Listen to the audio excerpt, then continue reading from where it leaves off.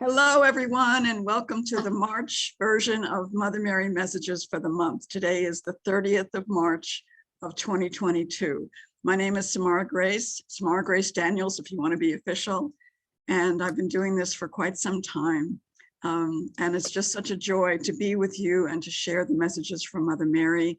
Those of you that get online with me at the time, we get to have a little after the show chat, where I answer private questions. But in just a moment, I'll bring in Mother Mary and we'll have the official recorded version. So many people wonder about Mother Mary and about how can she be so in touch with everything that's going on, from computer chips to the Ukraine situation to everything. And the way that I understand it and explain it is that Mother Mary is not a fixed person from 2000 years ago. She is an empowered being who lived that life, absolutely, but who continues to teach and share and love us and bring forth these messages that are very, very relevant about how we can live lives that are more joyous and more empowered and certainly make the world a better place to live in. And so I continue to do this, and it's my great joy. Many of you have already seen my book, but if you haven't, it's on Amazon and Barnes & Noble, and it's called Will You Be With Me?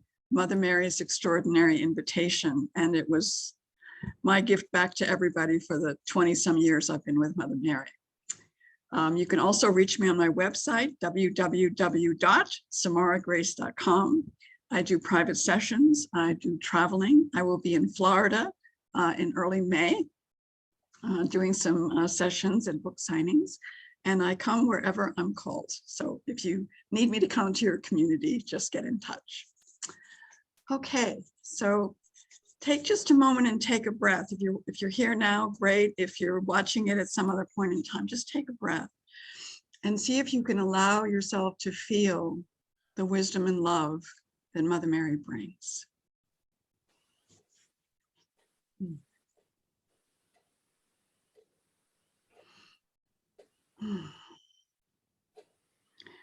Well, hello to all of you. What I think I want to say more than anything is that if you only watch the television and you only look at negative news, you're a little like Pigpen in the Charlie Brown cartoons, where you're just constantly putting yourself in the mud and carrying with you a cloud of doubt and worry and fear and all of that.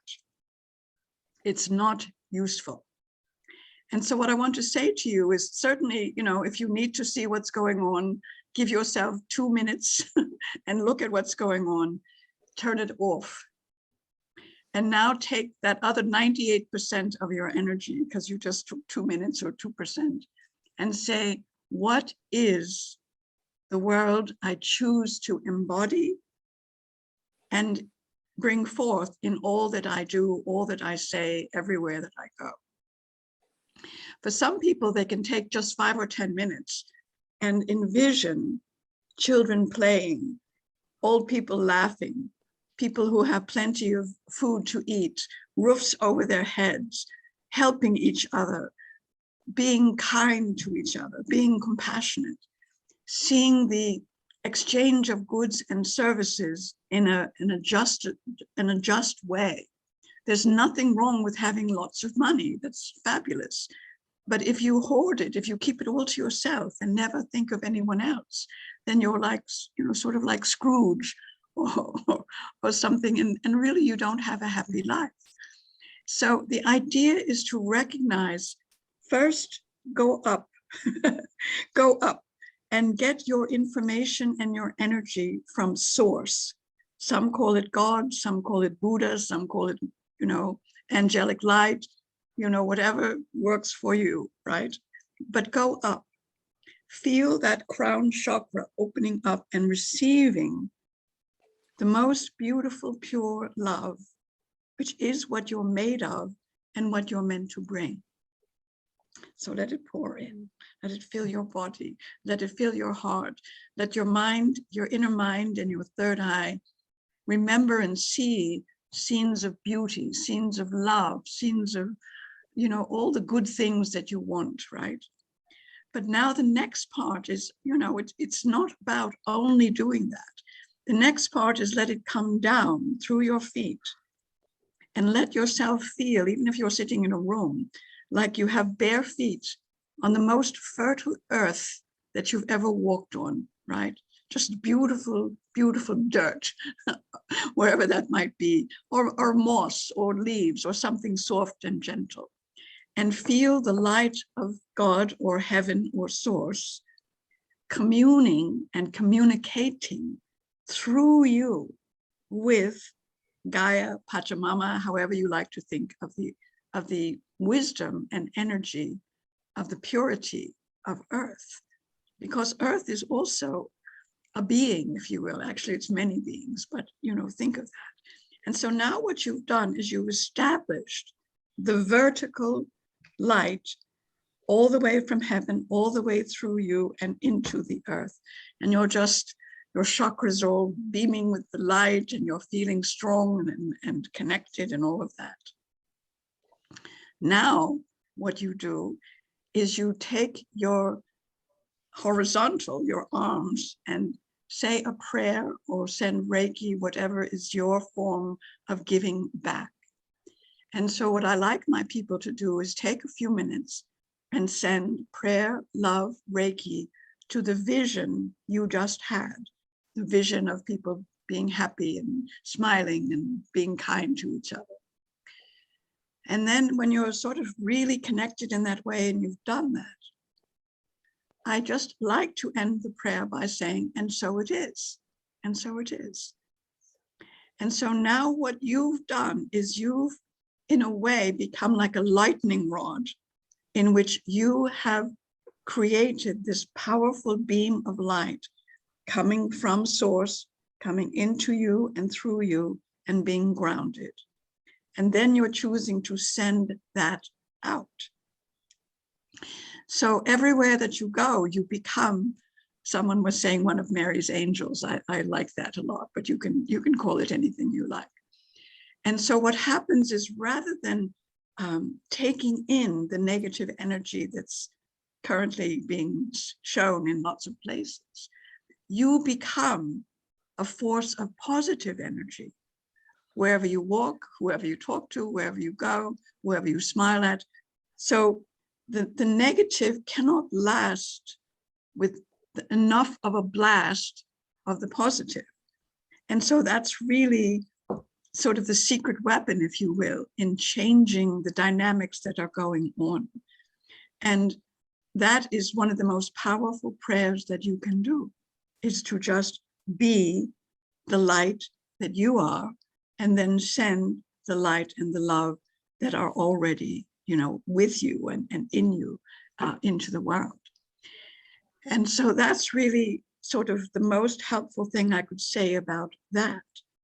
Now, in addition, if you feel moved to send money to bring volunteer work of some kind into the environment, that is also sort of propagating the good. And so it takes you out of this dismal place of, oh, ain't it awful and all this, which only makes it more concrete. So you become a bearer of the light, a B-E-A-R-E-R, and also a B-A-R-E-R, a bearer of the light, because you've diminished whatever density was in the way of you being that and feeling that. And so it's one of those practices. It takes a little bit of doing, because there's a lot of negativity being thrown at you at this time. But that's really how we need to roll in these days ahead. Many people have asked me, how can we end the war in Ukraine? And I think that there's a twofold answer I want to offer to all my beloved people. What you see out there is a reflection of what is in here, in you, yes, and in many other people. So when you look at the war in Ukraine, what you see is a dynamic of what you could call the the domination, subjugation paradigm, right? Domination, subjugation. So there's a twofold answer. The first part of it is, how am I in my own life at this time subjugating myself? What bullying voices do I listen to, either my own or someone, you know, that I'm in my family or around me? How am I being a bully? In other words, oh, you know, I think you should be doing this, and I think you should be doing that, and da, da, da, da, da. So it's like understanding that out there is this paradigm of bullying and subjugation, domination and subjugation, right? And so it is in the human consciousness, and it's of course also being projected into what's currently happening. And of course, not only in Ukraine and all of that, because it's been going on for a very long time. So the inner part is like realizing, all right, if I ate a hot fudge sundae, Samarah wanted one the other day. She didn't actually eat it though. If I ate a hot fudge sundae, do I want to spend the next hour being angry with myself and wishing I hadn't done it? And, oh, that's so many calories and I better get on the Stairmaster tomorrow and, you know, all that. That's a very small, minor example. But I wanted you to see what I'm talking about, that when you are not, we used this word last night, Samarah did, congruent, when we are not acting with what we believe, when we're not choosing with what we believe, we are not congruent. And therefore, there are voices inside of us that are bullying us from time to time, right? Trying to make us do something or not do something. And so the inner work is to really understand that that doesn't serve you. Choose whatever you choose. There's a price and a prize in all choices. If you've eaten a hot fudge sundae, maybe you do want to get on the Stairmaster tomorrow. But to say terrible things to yourself is to keep that whole paradigm alive. So eat what you want and then do what you want after that, but don't punish yourself, right? By the same token, when we sit around in judgment of people and say, well, you know, they should be doing this or they should be doing that, this and that, we are projecting our dominating view of the universe. And of course, who wants to be subjugated? No one. No one wants to be subjugated, and ultimately they'll rebel or whatever. And so again, it's about understanding to become sovereign, to become whole in oneself, to become congruent, means that you choose based on your deepest value, hopefully of love and peace and equanimity for yourself, but then also that is what you offer to others. The second part, so that's the inner work, right? Stop bullying yourself. That's the deal. So now when you look out there and you see bullying going on, and I'm using that versus, you know, this idea of subjugation and all that, maybe it sounds a little distant. Bullying is something we all understand. Now it's time to create a new path for yourself. So first you decide, to the best of your ability, you're no longer going to bully yourself.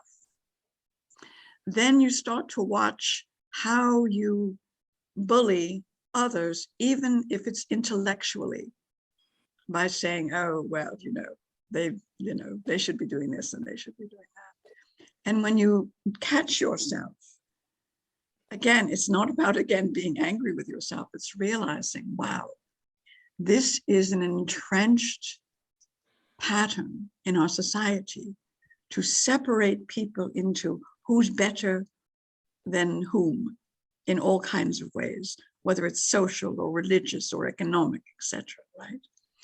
And so this second part requires you to see where you are still separating people in this way and thinking they should be doing this or they shouldn't be doing that.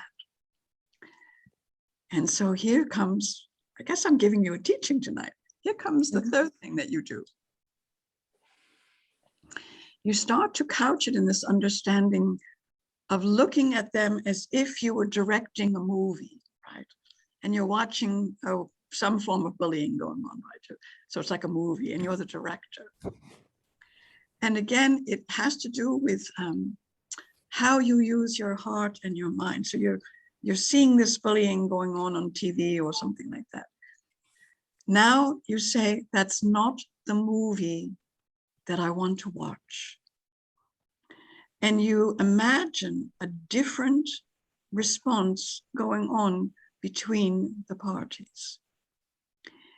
Now, people might say that seems, too far out, but there is no distance between your imagination and your reality.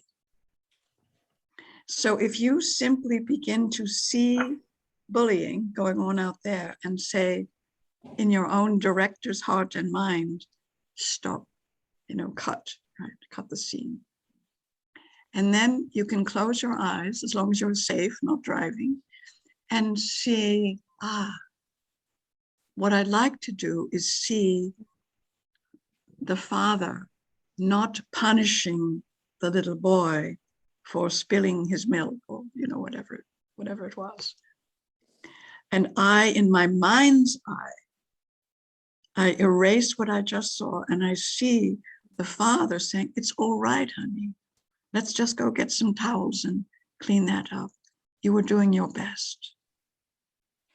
So you begin to film retakes, shifting bullying into compassion and kindness. That's a kind of mastery of really using your heart and your mind. Now, in some cases, you can physically intervene, but I'm very careful about how I say that. I don't ever want any of you to endanger yourselves or put yourselves in a conflict or violent situation. If it's that bad, dial 911. I do not want you to engage in that way. By engaging, using your third eye and using your heart and mind, you will be making a profound difference. Again, if it is something dangerous, dial 911. If it's just something, like I said, about a boy spilling his milk and his father getting angry and yelling at him, just do a retake. Just do a retake. Because now what we're starting to do is all of us, however many there are online right now and all that are watching it, become creators of a new paradigm of kindness and compassion being the most dominant currency pattern in the world. So let me go back to that. So number one, right, is to come into connection with source and come into connection with earth.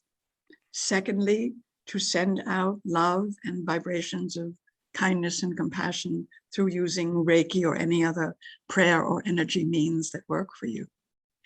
And then when you sort of got that under your belt, the next part is to really realize, all right, now I'm going to watch, and if I see something like this, I'm going to close my eyes, open my third eye, and re-establish what would I have wanted to see? What would have been the compassionate, kind situation? So now you are no longer in reaction.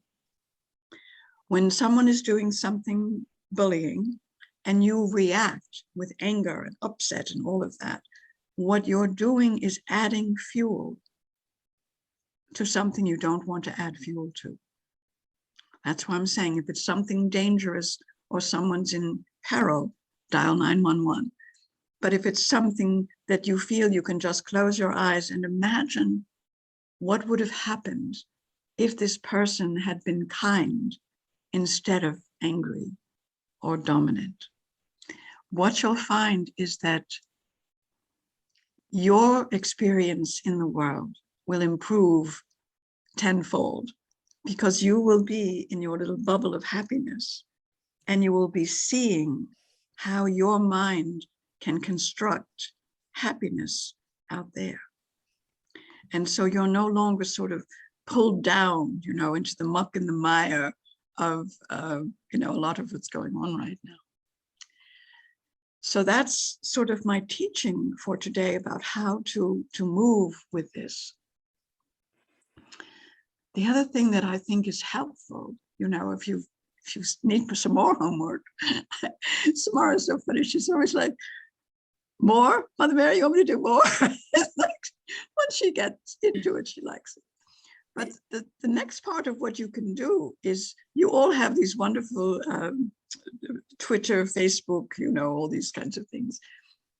Only post positive things. Only post positive things. Do not react to any other negative things that you see. Just keep scrolling. Put positive things. Put a picture of a child, a picture of a flower, a beautiful scene, having vacation. Samarah likes to put her dinner sometimes, whatever. Because what you're doing is, again, if you think about the cloud of anger, hate, deceit, bullying, etc., being sort of the storm that a lot of people are walking in right now, because they don't really have what I've just offered to you is, how do I get out of this storm? Oh my gosh, da, da, da. So they'll be scrolling down and they'll see something awful and they'll do whatever they do. But then they get to your offering of something lovely, something true, something that touched you.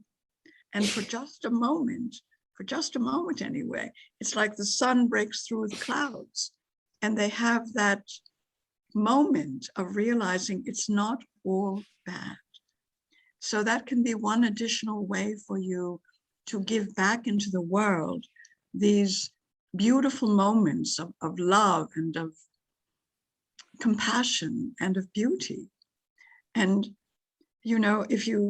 if you saw any of the Ukraine scenes, of course, that's the opposite, and it's not bad that you've seen it, but then it becomes, what do I do with what I've seen? And so that's why I'm saying sort of the homeopathic energy remedy for all that's going on is what I've just explained. The next thing that you can also remind yourself is that what you put out is what you get back. And so, in a way, everything I've just said is quite selfish in a good way, because everything that you've just done is to create within yourself, I'll just say a garden of peace and happiness in the practice that you've just done. And then whether you're posting on Facebook or seeing these scenes, what you become is this beautiful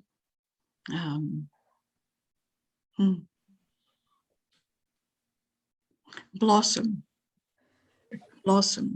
Your garden is a blossom. And so everywhere that you go, the other flowers come toward you, and you get more, and you get more, and you get more. And soon what you'll see is that there are literally today, on this 3/30/2022, right now in the world, there's at least 100 million people in prayer. At the very least, maybe more. And I tell you that because sometimes it's hard to know, and you may feel a little isolated with all that's gone on in recent times. But the truth is, this group and myriad of other groups are joining together in prayer, in love, and in sending energy of light, each, in their own beautiful way.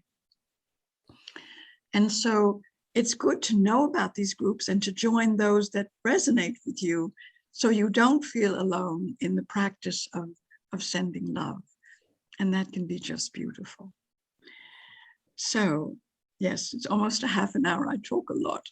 So before I go to the privacy of questions for everyone who's here, we're going to practice for just a moment for the camera with everyone who's on to just take a moment and just feel the energy of love coming into you through your crown chakra.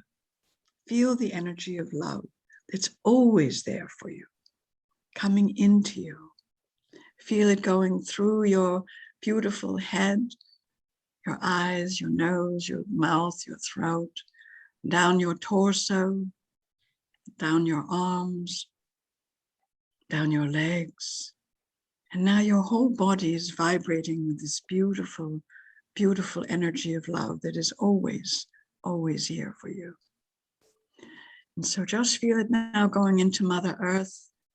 And it's as if at the bottoms of your feet, little seeds are being planted now in that rich, dark earth that's there. So you're connecting with the garden of who you are. Okay, and now take a breath and realize now that we've done that, we're going to raise our hands like this, and we're going to send Reiki to each other and to this beautiful earth and to every man, woman, and child, to every tree and grassy knoll, to every insect, animal, all of it. And we send the light of God's love. We send our own light. And whatever words work for you, I will say what I say. But again, as you're doing this practice, whatever comes through, I always say, may you all be blessed. May you know you are never alone. And may you rejoice in the blessings that are here for you. So this is Mother Mary saying namaste. Don't leave yet, those of you that are on. But namaste to all of you who are watching this video. I certainly hope that you can enjoy it and can